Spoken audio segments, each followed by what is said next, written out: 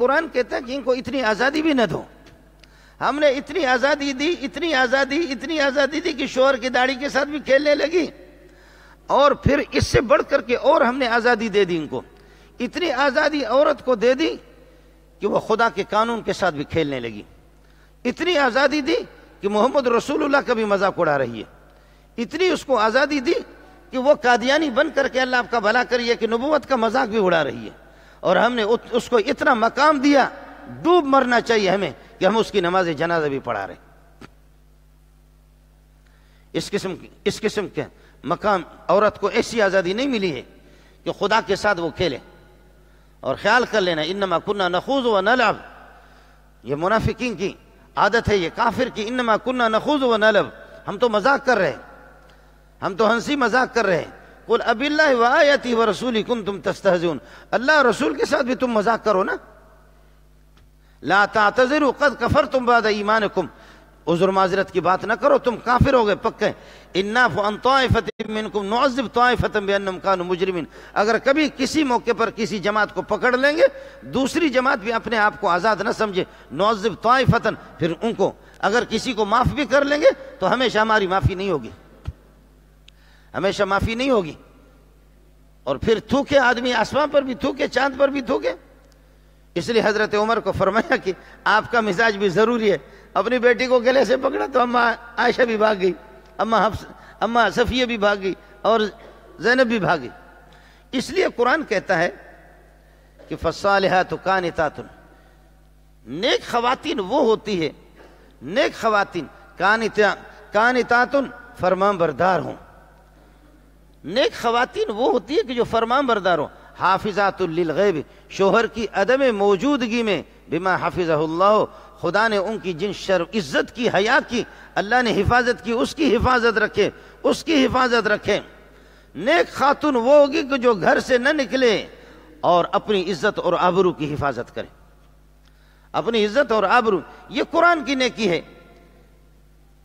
اور اگر عورتیں یہ ہے کہ نافرمانی واللاتی تخافون نشوزہن، اگر عورتوں کی یہ ہے کہ نافرمانی کا تمہیں اندیشہ ہو جائے، اب وہ پٹڑی سے ٹل گئی، فعظوہن، ان کو سمجھاؤ، پہلے واض و نصیحت کرو، اس کو سمجھاؤ بیوی کو.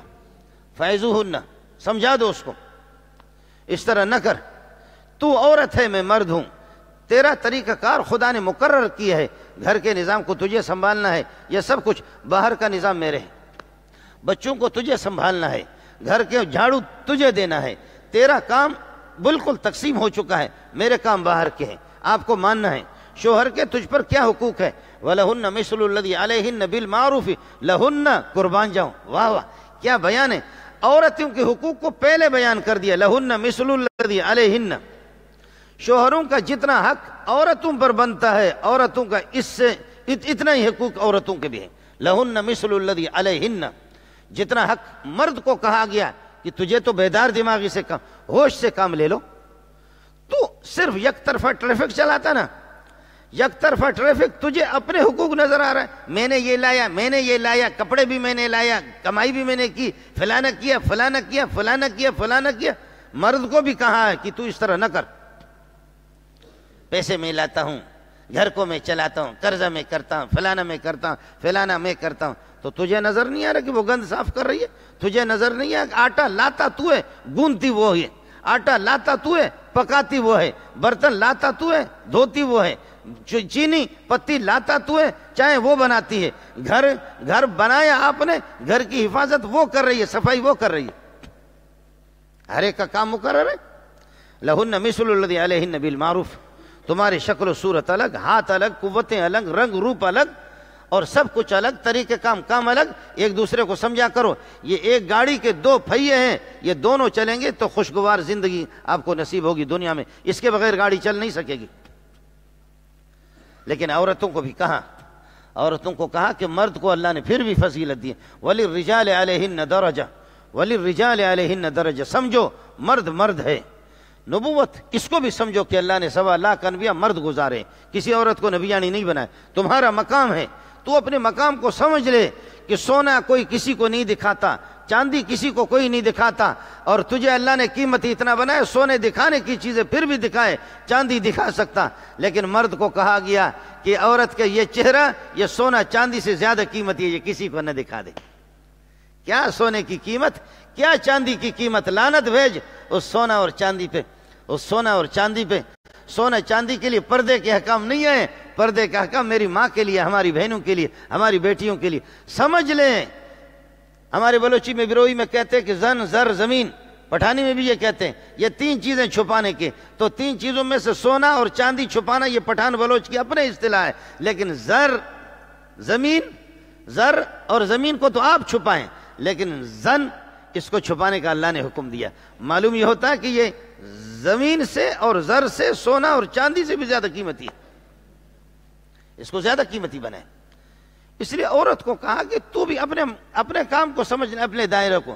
واللاتی تخافون نشوزہن، واللاتی تخافون نشوز، شوہر کو دیکھ نہیں رہا کہ خوار ہے، ذلیل ہو کر کے، کما کر کے، پسینہ بہا بہا کر کے، غریب ہے، تنخواہ اس کی 10,000 ہے، 12,000 اس کی تنخواہ ہے، اور گھر میں لا کر کے کن مشکلات میں لا کر کے یہاں راشن ڈال دیں، ادھر سے محلے کی، ادھر ساتھ والے گھر سے 2 عورتیں آ گئیں، 5 عورتیں آ گئیں، بیٹی اٹھ ان کے لیے چائے بنا دے، بیٹی ان کے لیے یہ کر دیں، ان کے لیے بسکٹ منگا دیں، اور شوہر نے، غریب نے اعتماد کیا اور سب کچھ پیسے بھی اس کے حوالے کر دیا۔ ماشاءاللہ دوسروں کے مال میں سخاوت کرتے ہوئے آدمی خوب سخی بن جاتا ہے۔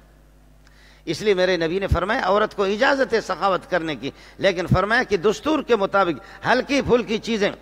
حضرت ہند آ گئی، ابو سفیان کو اس نے شکایت کر دی، کہا کہ پیارے پیغمبر صلی اللہ علیہ وسلم، پیارے انہ رجل شحیح، بخیل قسم کا آدمی ہے، نہ مجھے کچھ کھلاتا ہے نہ میرے بچوں کے۔ فرمایا کہ خذی من مالہ، اس کے مال میں سے، فرمایا کہ ما یکفیک و ولدک بالمعروف، دستور کے مطابق معمولی خرچہ لیا کرو، یہ تو نہیں ہے کہ اڑاؤ۔ باحوال وہاں شخص باید گریست کہ آمدن 19 کند خرچ 20، آمدنی 19 کا ہے، آمدن 19 کا ہے، اور بیوی اس کی اڑا رہی ہے، 20 کا خرچہ کر رہی ہے، تو برداشت تو اس کو کرنا ہے۔ اس لیے میرے نبی نے بتایا کہ عورت کو اجازت ہے، فقیر آ گیا روٹی کا ٹکڑا دے، فقیر آ گیا سالن اس کو دے دے، فقیر آ گیا 5 روپے دے دے، گنجائش ہے، فقیر آ گیا 10 روپے اس کو دے دے، لیکن فقیر آ گیا ماشاءاللہ شوہر کے اکاؤنٹ میں رکھا ہوا 10,000 ہے، اٹھا کر کے دے دیا اس کو، اللہ کے نام، اللہ ہمیں دے دے گا۔ اس کی اجازت نہیں میرے نبی نے، اس کی اجازت میرے نبی نے۔ پتہ ہوتا شوہر کو کہ میں کن چیزوں کی، معمولی چیزوں کی اجازت دے رہا، بیوی کو پتہ ہوتا ہے اس بات کی کہ میرا شوہر کہاں تک متحمل ہے اس بات کے، میں کہاں تک خرچہ کروں۔